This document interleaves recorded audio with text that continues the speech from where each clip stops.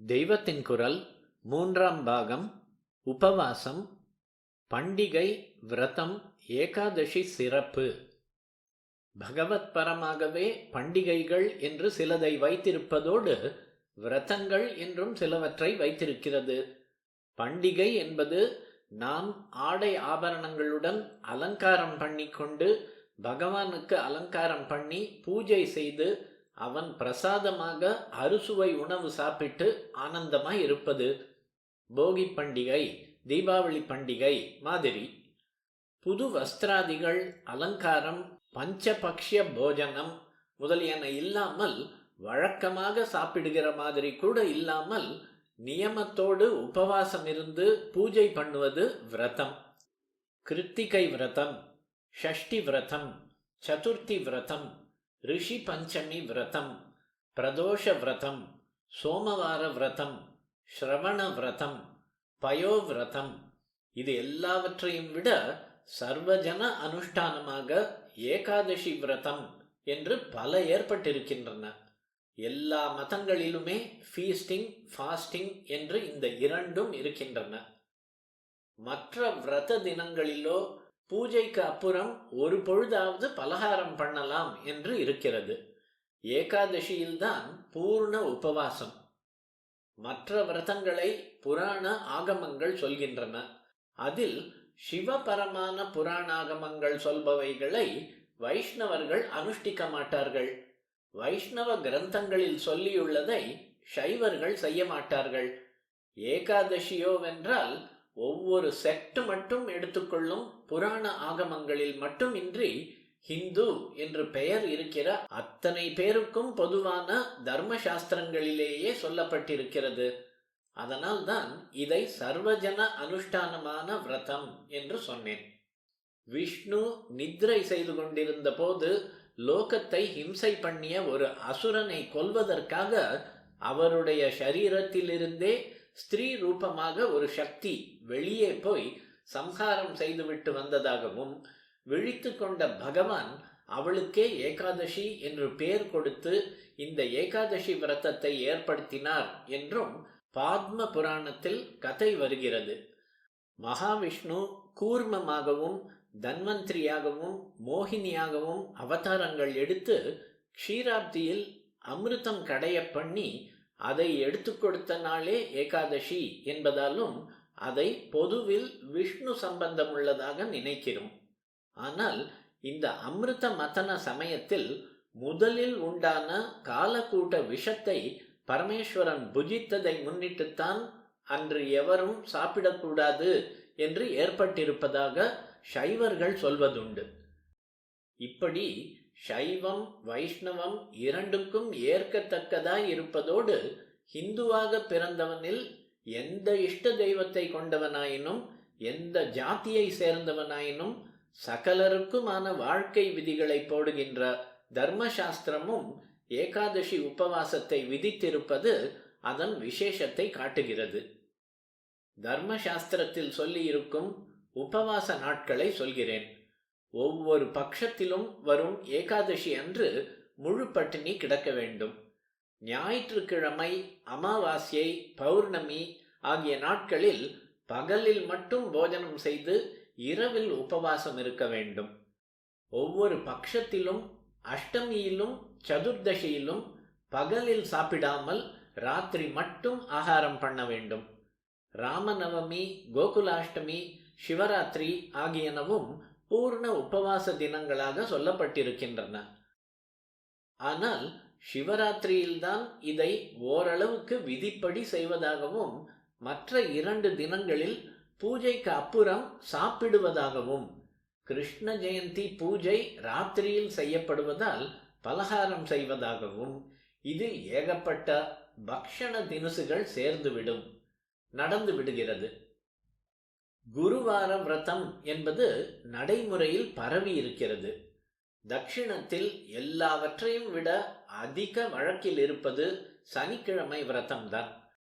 ரொம்ப பேர் அன்று ராத்திரி போஜனம் பண்ணுவதில்லை என்று வைத்துக் கொண்டிருக்கிறார்கள். வெங்கடரமண சுவாமியை உத்தேசித்து இந்த விரதம் ஏற்பட்டிருக்கிறது.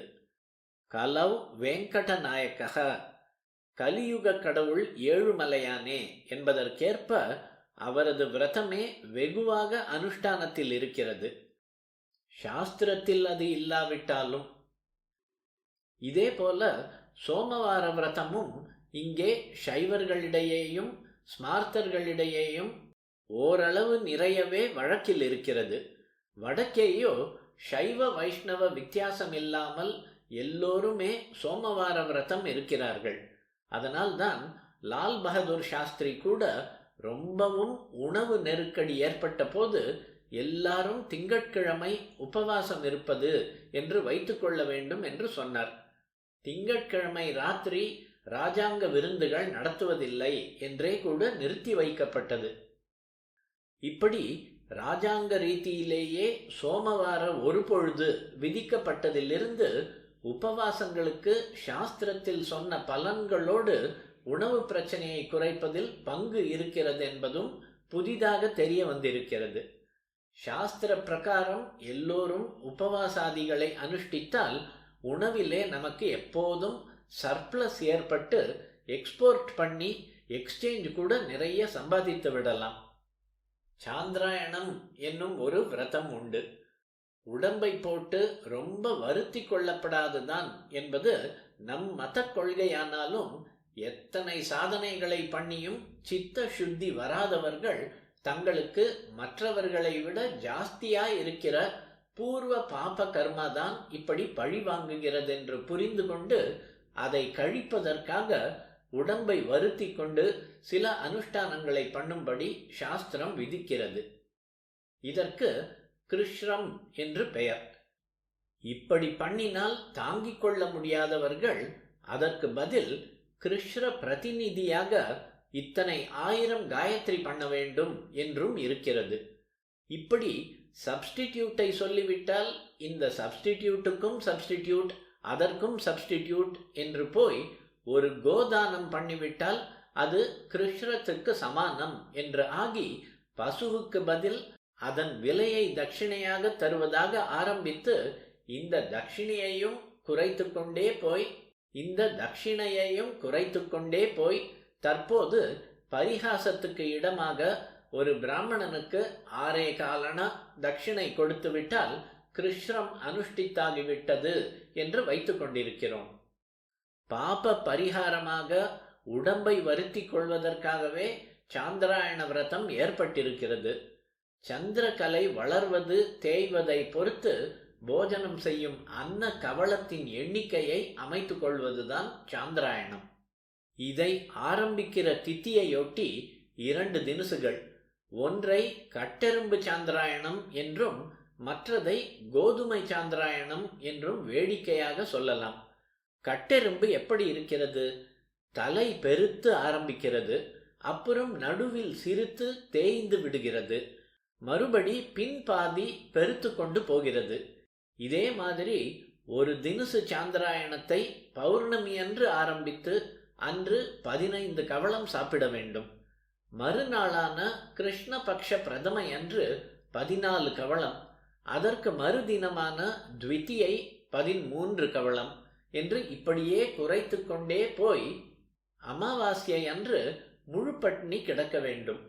அப்புறம் மறுதினமான சுக்லபக்ஷ பிரதமை அன்று 1 கவளம், த்விதியைக்கு 2 கவளம் என்று ஏற்றிக்கொண்டே போய் பௌர்ணமியில் 15 கவளம் என்று முடிக்க வேண்டும். கோதுமை எப்படி இருக்கிறது?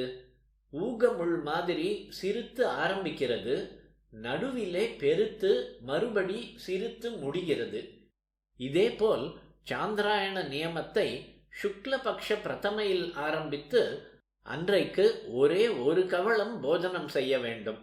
அப்புறம் ஒவ்வொரு திதிக்கும் ஒவ்வொரு கவளம் கூட்டிக் கொண்டே போக வேண்டும். பௌர்ணமி அன்று 15 கவளமாகும். அதற்கு மறுநாளில் இருந்து கிருஷ்ணபக்ஷம் பூராவும் ஒவ்வொரு கவளமாக குறைத்து கொண்டே வந்து அமாவாஸ்யை அன்று சுத்த உபவாசத்துடன் முடிக்க வேண்டும்.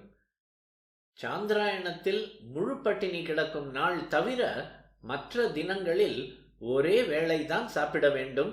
அன்றைக்கு எத்தனை கவளமோ அந்த கணக்குப்படி. விரதங்களை பொது ஜனங்கள் ஒரு பொழுது என்பார்கள். அநேகமாக பகலில் அன்னம் சேர்த்து கொண்டு சாப்பிடுவதையும் இரவில் இட்லி தோசை போன்றவற்றை சாப்பிடுவதையும் விரதானுஷ்டானமாக நினைக்கிறார்கள். சாஸ்திர பிரகாரம் அன்னத்துக்கு பதில் இப்படி வயிறு நிறைய நல்ல புஷ்டியுள்ள இட்லி தோசை இத்தியாதிகளை சாப்பிடுவது உபவாசமாகாது. பலகாரம் என்று அதில் சொல்லி இருக்கிறபடி வெறும் பழங்களை மட்டும் சாப்பிடுவதுதான் நிஜமான உபவாசம்.